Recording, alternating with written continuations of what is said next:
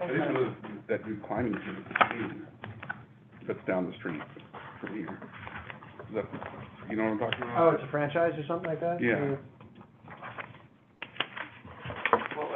The climbing gym. I didn't know it was like a franchise or something, or a larger chain thing. Good to go? Yep. Great. Thank you, Jamie. Okay, we are calling to order the Troy Industrial Development Authority Board of Directors meeting, November 21st, 2025. We have a quorum. We have a few people absent today, Alex, Sue, and Ryan. But we will start with, Stephanie, were you here for the October meeting?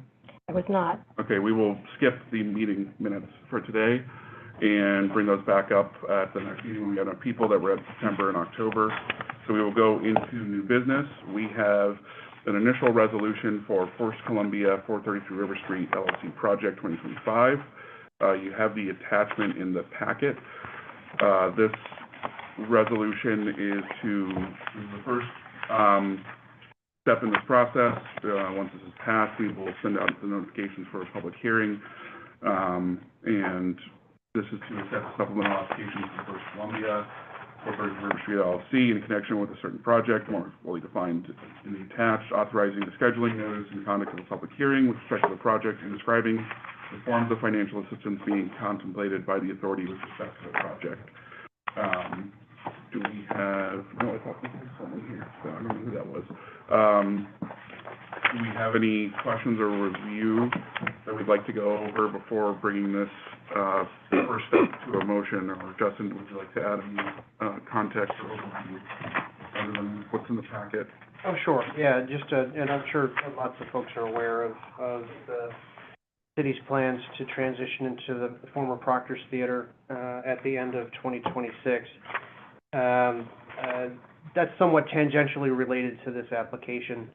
Notwithstanding the city's exit from this building, and there's a letter in your packet that explains the basis for their request. The existing pilot was amended and restated in 2016 and then modified slightly in 2019, right before COVID. The basis of that pilot largely is tied to job retention, with a minimum of something like 835 jobs within the building. COVID did a lot of things to the commercial real estate market, and not just in Troy, but everywhere. But in particular, this building will see realignment and restacking, if you will, in the next 2 to 3 years that would have resulted in a request like this anyway, notwithstanding the city's position on staying, leaving, or otherwise. So they're coming to realign the building's actual footprint of tenants with the pilot. At this point, if the pilot hadn't been changed or isn't changed, they're going to be underwater, and that's not a position that we want them to be in. We'd like the building to succeed and be renovated to the highest degree it can be and as full as it can be. Along with that, the city's exit has put the city in a position where they want to facilitate this building being healthy and also avoid any claims or liabilities when they do exit. So the concept here is they will have a 10-year extension of the pilot, some sales tax relief and mortgage tax relief to help rebuild the building, flip tenancies, build out new spaces for new tenants to come in and make sure that this continues to be a healthy commercial real estate endeavor. It's about 500,000 square feet. It's a big facility that needs help and needs to get stabilized. So that's the context and the background for the request. This is, as Kevin O'Brien used to say, the first crack at the apple. We're just accepting their request and going to think about it. December, we would bring a public hearing before this board to talk about the exact pilot parameters, the exact mortgage tax, and exact sales tax that we're thinking about. And at that time, I think December 19th, we would ask for the board's approval. Some more details to follow. This is just the first step along the way. So you're saying that the previous amendment had nothing to do with the dollar amounts for the pilot. It was strictly based on, it was more about the occupancy with workers? Well, it was a combination of things. In 2016, they were going through a major renovation that included the basement spaces, the marketplace. It was a big new investment. There was a lot of infrastructure that needed to happen with the building. Those plans modified a little bit, and they came to us in 2019. That's when they built the roof space. And further kept developing the marketplace and some tenant spaces, obviously things have changed, right? This space, this floor is going to be emptied out, which is about 80 jobs that are associated with the city. And there's another tenant, I forget the name of them, it's in your letter, that went from, 150 jobs down to 30. And they've, realigned their spaces, much like a lot of businesses with remote working. That's the biggest challenge, the remote work. Is that Express Scripts? I think so, yeah. So that they're working on challenges with remote working and trying to keep the spaces full. So a lot of this is just right sizing to reality, and also to the extent that it's going to allow the city to undergo a clean exit without liability. That's going to be working in collaboration with the city as well. Well, when does the lease for the city expire? Right now, we're looking at December 31 of 2026. There's been some... So what kind of liability would the city have if they left? There's been some claims or assertions that the city didn't give them notice. It was like a 30-day overlap for that exit. So in order to get rid of that claim or liability, it's part of the discussion. But largely, and what I'd like to focus on is the fact that the building needs the help anyway, and that they would have come to us. Yeah, but how many properties do they own down here? That I'm aware, First Columbia controls the parking lot across the street. They own the hotel, and also I heard they purchased that building. I just talked to her the other day. Ronnie Schauman, she sold them a building like right over here. Yeah, I think the Flanagan, which has been converted to residential. The store and the rock climbing is theirs, and the self-storage as well. They kind of have this district, but this is really the anchor. And really the entity that feeds jobs and walking and kind of life here in this part of the city, if you will, during the day. What's the story with the restaurant area? I mean, I've heard there were a lot of complaints about how they were actually, the lease agreements were set up. There is a new tenant, but what's the name of it? Is it the... Slide and Dirty. It's the former Slide and Dirty, yeah. Tim Kane. Oh, they moved, they moved. They're gonna take over the entire space The downstairs. whole space is gonna be one tenant now. Oh. So One that restaurant, isn't, so that, I did hear the same thing with those smaller leases, because there's shared space, all this other stuff, but this is one tenant now, so it's not doing the same model again. So I don't know what that lease looks like, but it is interesting. They are there's people down there working on it now. Okay. It's just, I don't know what the planned open date or anything like that is, but it is it's begun. It's not talks now, it's started. Are they gonna keep the coffee shop?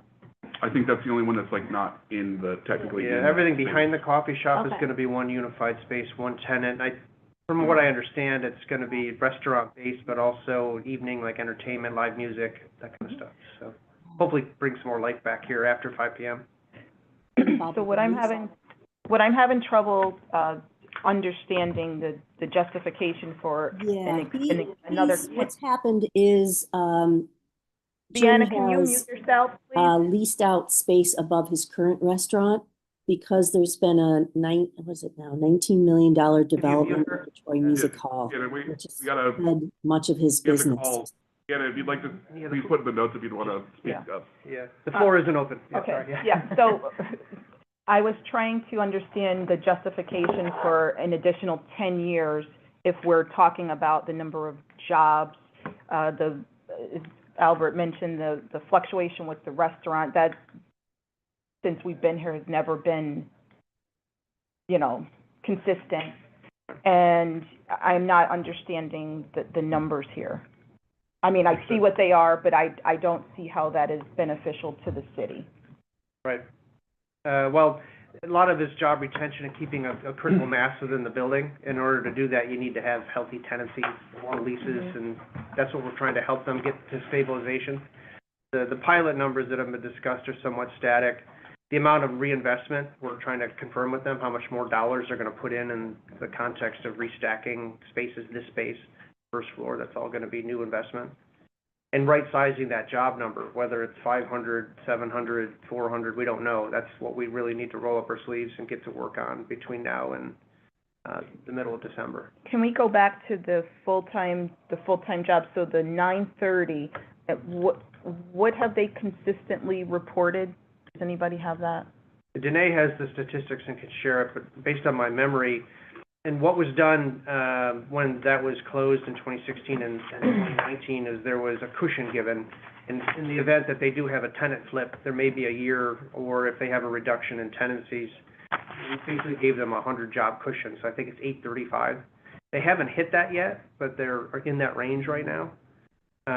With the city leaving and with the other tenant that the chair mentioned, they're gonna be probably 700, 650 range very soon. So in lieu of entering an automatic default under the pilot or a situation where we're getting them into, hovering over them and looking at, does this make sense? We have an opportunity to kind of open it up, look at what tenancies they are gonna have in the building and right-sizing it. And at the same time, helping them reinvest in the building itself. When you put a new tenant in this floor, for example, it's gonna be hundreds of thousands, if not more, just to realign the space. It costs money to put people into the building, so we're trying to help them with that, is the concept. So those wouldn't be tenant expenses on a lease up? Typically, when you induce a tenant like that, of this size, 30 to 40,000 square feet, it's incumbent on the landlord to make that investment to bring them in. So there's sunk costs before they go into like a 10-year lease. Yeah, they may be paying for that in their lease, but the upfront cost, if they're gone in year 2, then the landlord still has to. Right, the landlord has to spend the money in the first instance, yeah. There's a lot of questions, so there's gonna be questions about the plans of the space, the employment numbers, let's say, going back further. Typically, we have someone from the organization at this meeting, at this initial meeting, either on a call or present. I'm okay with this first meeting, like passing this, and to get them here for that, but I just making that comment, like, we need them here for the next meeting. Obviously, they have to be, but. Was there a reason why they weren't? Yeah, that, like, or is it more prudent to have the December meeting? Like, what I'm asking is, this has happened year over year. Sometimes people are trying to do stuff by the end of the year. This happened last year. If we were to postpone this vote to have them present at a meeting, to give a presentation, to ask questions, does that affect anything for timeline? Can you, just out of curiosity, is there? when was the first pilot? The first pilot on this building? Yeah. 1995, 96? So they've been in a pilot since 95. I think, yeah, there was John Headley. Headley Place was the initial pilot. And that was when this was an abandoned factory full of asbestos, and then it wound through its lifespan, and during that time, First Columbia bought it and then started acquiring all the properties around this building, this district that they control. And 2016 was the last time we really took a hard look, and it's when Kevin O'Brien was chair, and set up the current pilot, which I think ends up in 28 or 29. And all we're really talking about is getting this thing, kicked out 10 years, so there's a good window of stabilization for the owner. And the proposed pilot payments that we are looking at this point do ramp up and accelerate pretty significantly towards the end of the extended term. Oh, that's the way you're setting it up? Yeah. Okay, yeah, because. They grow into it. It's fixed pilot payments, which is great for Matt, and it's great for everyone, just to bill and collect every year. There's no confusion in terms of running a formula or math or checking financials. It's easy to administer, but there is a pretty significant step up in pilot payments towards the end of the period. At some point, the value of the building may crisscross at some point. Are these the proposed pilot amounts? That's right. But they're actually 2026, was it 626, 2020? It's flattening towards the end of the existing term, but you'll see it start to grow about 5 years out. So, basically freezing it for the next amount of years. so the old one would have had the pilot in 2029 at 750,000, Yeah. and now we're saying they want 570. It's 2025 It's a number. little too generous. Well, it's holding revenues right now. It doesn't affect the taxing jurisdictions because it stays at the revenues now, so it's not going down. But it's just a delayed increase, if you will, and that's really what the value of helping them, getting the building stabilized. But over it does the go next down. 5 years. No, What's that again? I'm sorry. It looks to me like it goes down. The proposals, yeah, This is the old one. for 2026, and this is the proposed 2026, which is, and then 27 was at 682, now this is 573.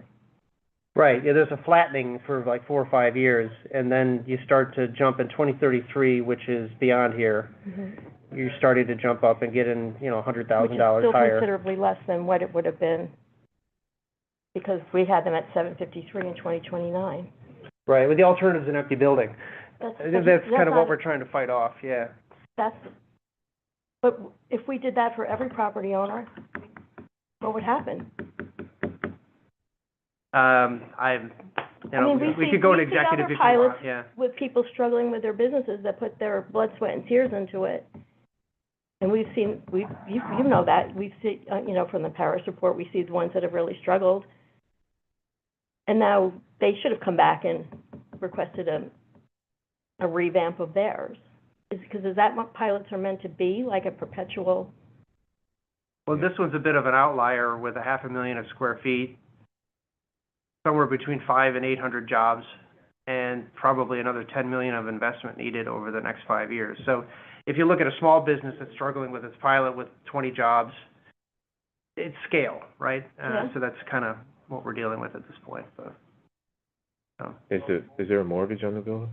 yeah, I think M&T financed the building, and they may need to refinance and extend that. So the problem is bigger than City Hall. Oh, yeah, that's the But, point like, I'm trying to land, yeah. Express Scripts left here a very long time ago. They didn't put when they left, but they haven't been here for a long time. So to me, they're not even part of the equation. When they left, they would have had to find a replacement for those, granted it was 2 stories, but we can't fix that, that's their, if you own commercial property, it's up to you to find tenants. Right.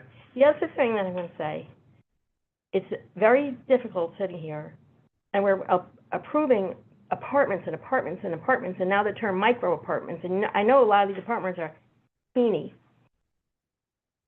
And then we're talking about, well, people work from home, so that's why they're not here. But wouldn't you think that if people are living in these little micro apartments, that there'd be more need for office space somewhere? Or do we stop approving all these multitude of apartments that are really small? So I don't mean to direct it at you. No, it's fine, it's philosophical, right? Yeah. It is, like, I did think it was interesting that to address a couple things on that, I want to ask them, going down to 485 full-time employees with a ramp up to 600 is a big difference from what we're saying that they're... We haven't resolved that or settled that. That's the proposal that has been given to us. Right, that's a big drop, and they're saying that the expectation is that 485 is only here 3 days a week. Because that's 2025 office environments, or that's typical for big communal office space like this. So I guess I don't have a specific question about that. That's just something that I overlooked when I was looking I don't know so that's how or interesting. whether we split hairs on if someone's in the office or not. But Right. the metric that we measure every year is simply their payroll. Exactly. Whether someone happens to be in their pajamas in their living room 2 days a week, we don't care. But as long as that business is supporting the payroll based out of this building, that's what we care about. That Clarifies my question, that's all, that's Yeah. helpful. So it's really, it's a metric it's more standard, it's nice they put it in there, but reality is there's 485 people on payroll, got it. Right, and they have the infrastructure here to support them when they are here. So again, that is subject to discussion, we will bring back, the ask today is to simply basically let us schedule a hearing in December. There's no endorsement of anything at this point. It's really just accepting their initial request and then agreeing to think about it harder for the next 30 days. Okay. Yeah, my first question to them was gonna be, why are we looking at this for 10 years on this versus converting to apartments like we've seen happen in Monument Square and like they just did at Flanagan? Well, they have obligations to tenants now. Right. Yeah, so until you can, and then that's, again, $40 million here. Yeah. You know what I mean? So it's a different kind of investment. Yeah, and I guess I bring that up as wondering why ask for the extension to 2039? Why not push this?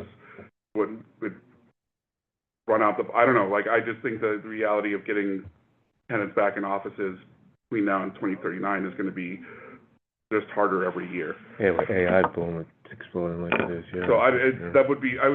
that Justin can answer that, no one here can answer that, but that was gonna be my, like, that's my main interest is. Yeah, it's not gonna happen. They've already yeah. done it in one Yeah. building, and we've seen a similar developer do that in Monument Square where they're splitting space, and I think that's more likely to succeed long-term, which it's fine to me to extend pilots with the idea that they're going to succeed, but it going from 2016 to 2019 out of 2025, I fear for them for 2030 or whatever. Like, it's unfortunate, but I hope that so I would like to hear from them more on, like, more detail on these efforts, like how can they actually fill these floors?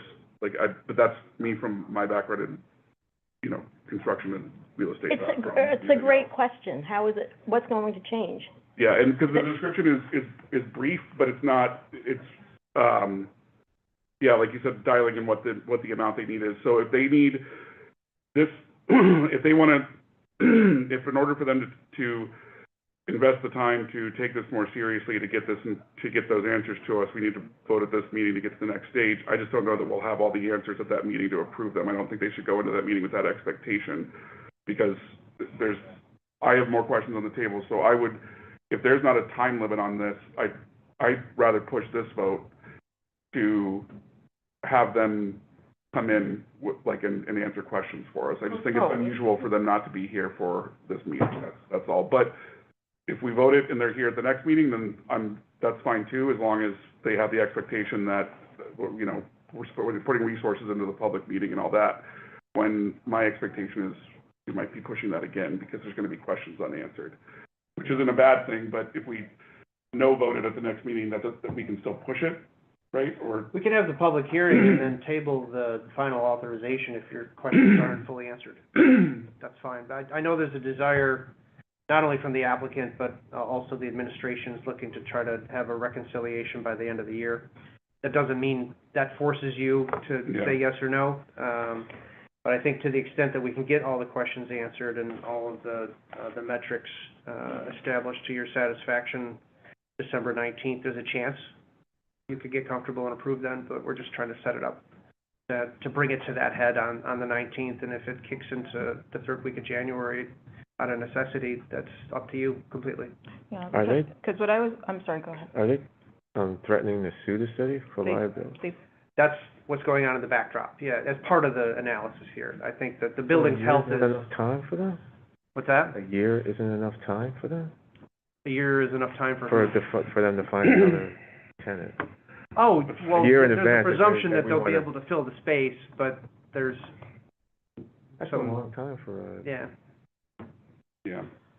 So we're looking at this potentially like 1.6 million, make that go away, correct? The amount of tax abatement, you mean? No, the settlement.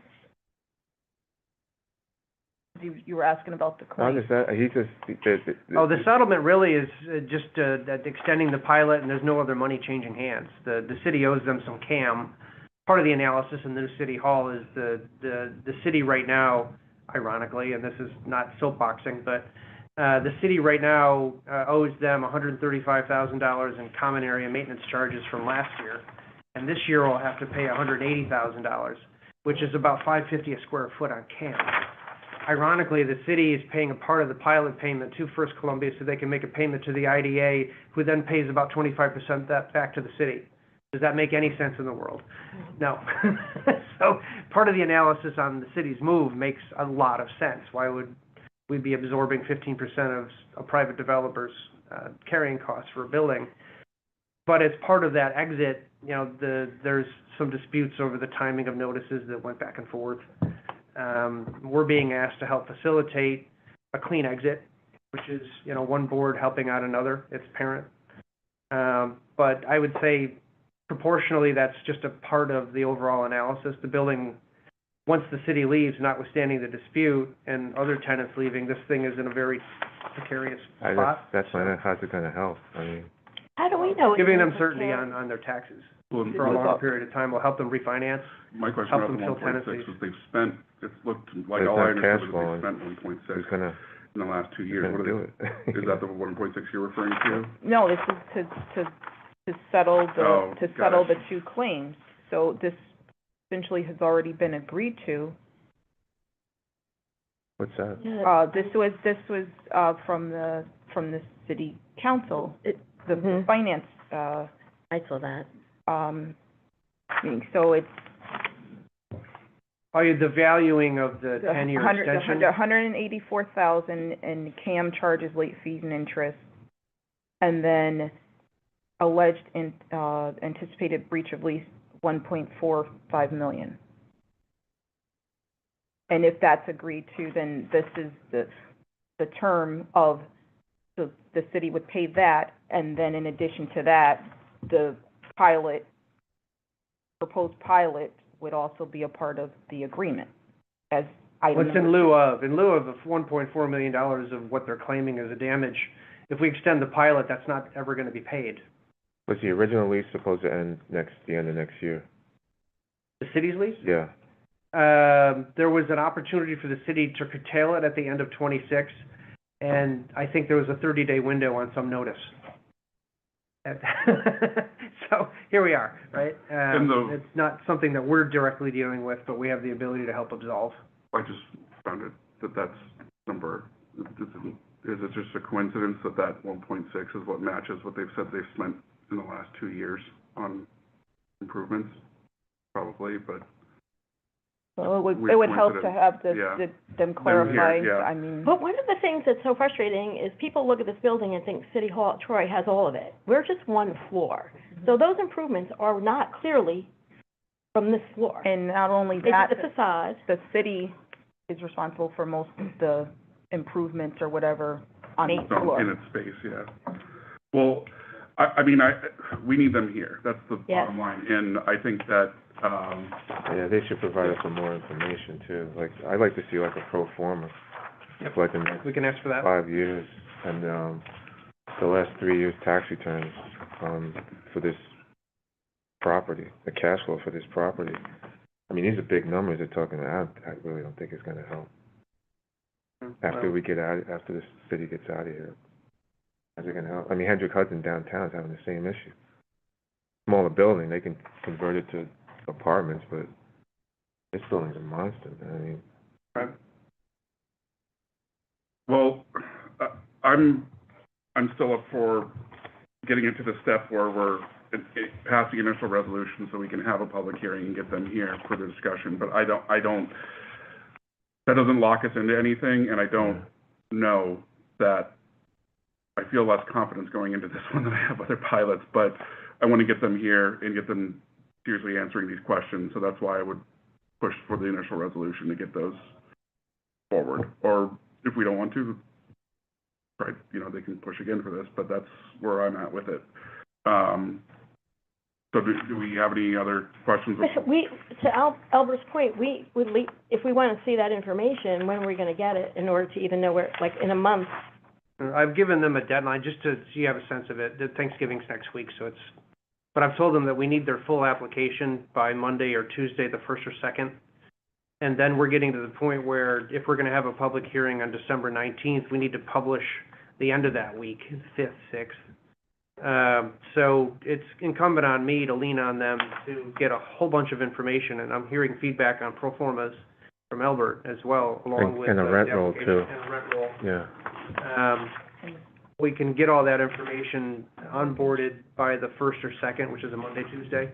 Okay. The minute I have it in my hands, or Danae has it in her hands, we can circulate it to you, and we can work collaboratively in the background. You can't take any votes Yeah, until you're in a room together, yeah, but yeah. to the extent that you have feedback, additional questions, or any information's needed in advance of the 19th, we can work collaboratively. We had a committee a little bit. We can maybe utilize that to help onboard this in a way that makes sense to you. Okay. And that's not too much to ask, being that we're asking for information that should have already been filed. 100%, yeah. It's a little shady too, the way, like, Everything's moving fast at the end of the year, and there's nothing wrong with that statement, but I don't think there's any intent to be non-transparent. We're just trying to onboard this in a way, and as quickly as we can, and appreciate your patience. It should have been something that should have been started in like June. I mean. Understood. And believe me, there's a lot of that theme going on because everything's moving very quickly. Yeah. appreciate your patience and willingness to take a And, look. and I'm okay with, if everything comes in and there's a public hearing and we have to push that, and we have to push the vote because there's not enough information, I'm fine with that. We can look to early January to wrap it up. And Yeah. I don't, like, I just wanna get that, I wanna get that process started to get that information, and if it doesn't make it in deadline, then we're meeting in December anyway, we can review what's in, and we can push that public hearing to January. But, We've had instances where we've had a public Right. hearing and been not quite there yet. We just kind of toll it and push the public hearing, extend Right. it into the next month, so we can do that as well. So potentially advertising a public hearing and then not having a public hearing? no, you wouldn't, if you didn't have the info, you just wouldn't advertise it, You or, just say, listen, we're gonna extend it to next month. yeah, Keep it open, and then just republish. I just didn't wanna waste money. yeah. Oh, it's okay, Yeah. yeah, it's a couple $100 in the I record, agree. But still, yeah. that's still money. We're supporting the record too. Which is Yeah. good. I mean, yeah, stuff I'm asking for really isn't out of the ordinary. Not at all, Yeah, not so, at all.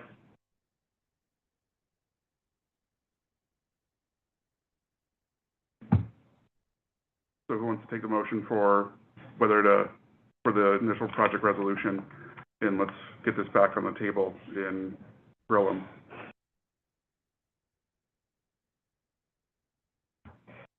Or no motion, and come back next meeting, we can keep putting it on the agenda, but right now, this doesn't feel like enough information, so if we wanna wait you and. can't make a decision like Motion this to, on a I memo. make a motion to you table know? to Okay, December. Yeah.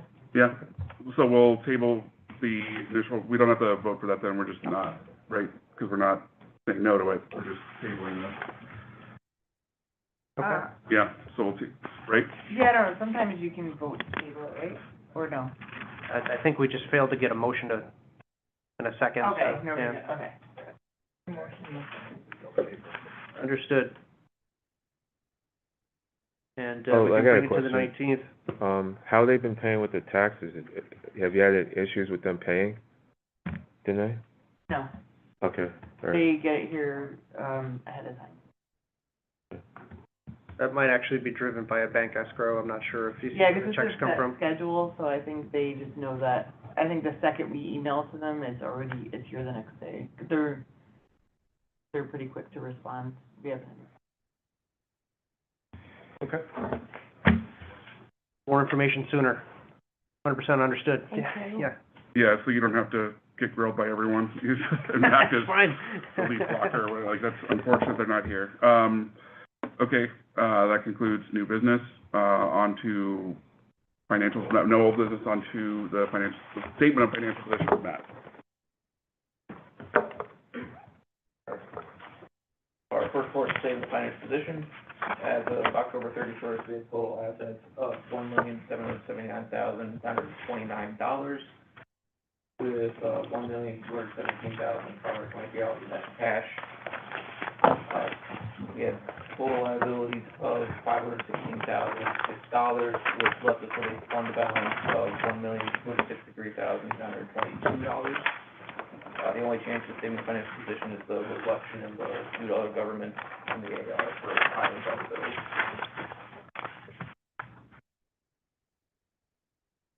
And lastly, we have the statement of activity. For the month of October, we have a surplus of $1,990. Our only source of revenue was our monthly interest income, and our largest expenses are within the accounting fees. What's the, well, first, after this, I got the receivable thing, but, what's the miscellaneous income, the 48,000, what's that from? I'll confirm this, but I believe that was back over the summer. We received something from KeyBank, because there was like an old Troy IDA bank account that was, There was an old Closed or bond something? escrow that was hung up since the 80s. and Oh. some Oh, bank that's, okay. Released it out of escrow to the IDA, so it's unappropriated fund balance now, so. Oh. It's like, we're a monopoly, we won the community chest somehow, I don't know. Gotta check. So that can't be, okay, all right, okay. And I guess the elephant in the room is the aging report. I just signed, Danae, you got 155 in R&M Holdings? That, To check the the check thing I just signed was for R&M Holdings and 155, those are, you've gotten those in? We got 150, yeah, yep. Okay, So those come off? so those, yeah. Yeah, so they were marked as unpaid as of October 31st. Gotcha. Marked Yeah. early November. So aside from those two, the rest of the aging report is accurate, up to date? As of October That- 31st, I know we got a bunch in, I think, November.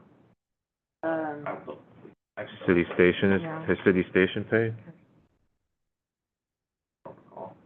I'm not sure. I know Dinosaur Barbecue does not. I've emailed them. And late fees have been assessed on, so that. Yeah. Yeah, we can go through and I can't remember City Station. I think they might have paid. How about Hendrick Hudson? Did they get billed this time? I don't remember who's paid and not paid at this point. You're saying if they're on the aging report after what we just executed with them not too long ago. I know, That's- yeah. I won't say alarming, I would say peculiar What's would be their the story, vocabulary yeah. I would use. There's only a couple of standouts that I think were late. The only one I can think of off the top of my head is Dinosaur Barbecue. I just don't think there was very many other ones, because R&M paid us right away and 155 paid us. Oh, Chestnut Burr, that's the other one. So, but City Station, that's 3 and over 30. Yeah, no, I think they paid, because I remember scanning all three of their checks on one page. Okay. And they're large ones, so that would definitely stand out if they, I think it's just the two, Chestnut Burr and Dinosaur. So they paid in November, is what you're saying? Yeah, if it's, Okay. I'm not saying 100%, but I can go back and check.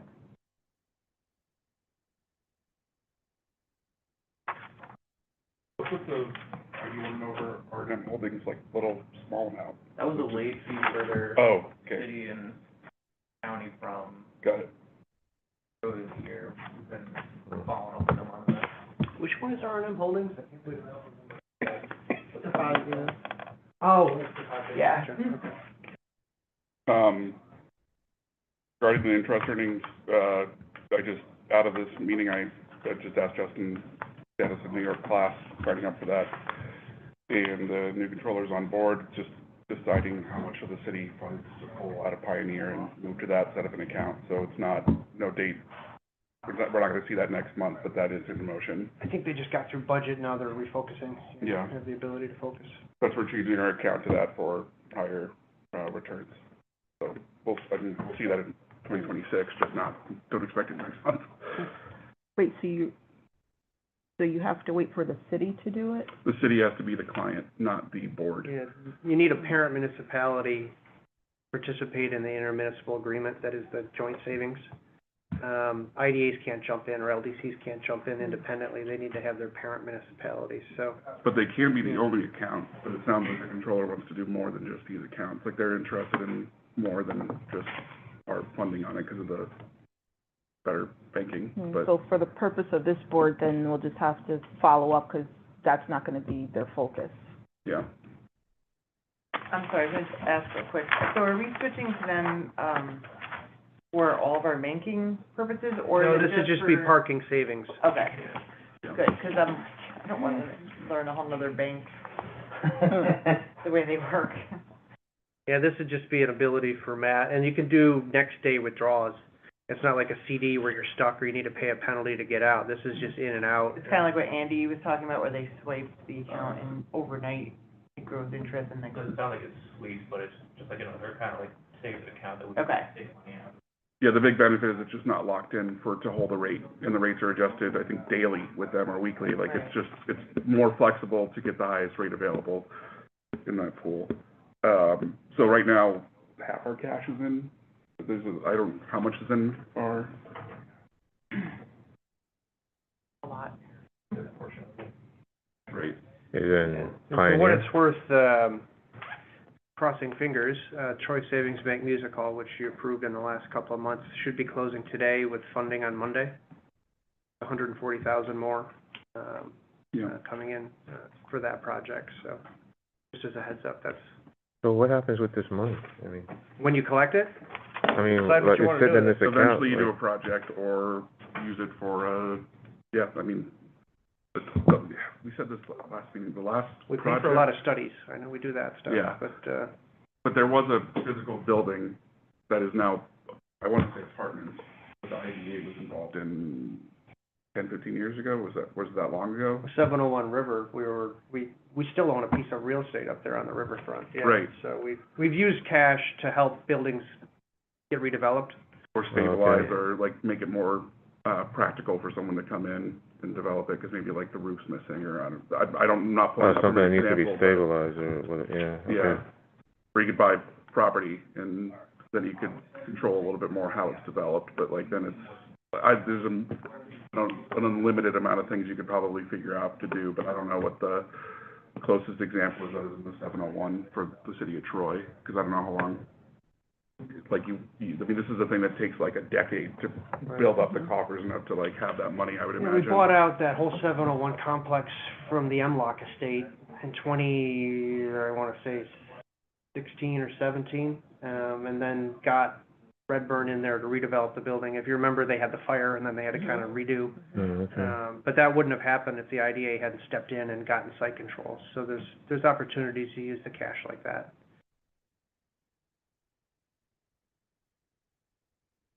But you can't give Can make a grants. gift. Yeah, you to can't invest give, in a project that qualifies, right? yeah, just to clarify, we can't do the same way that the CRC can give grants. We cannot do that on this board. It can be donations or, Well, we can spend money on qualified projects. yeah, It just can't be a gift or a loan. yeah. I would like to see smaller developers helped throughout the city.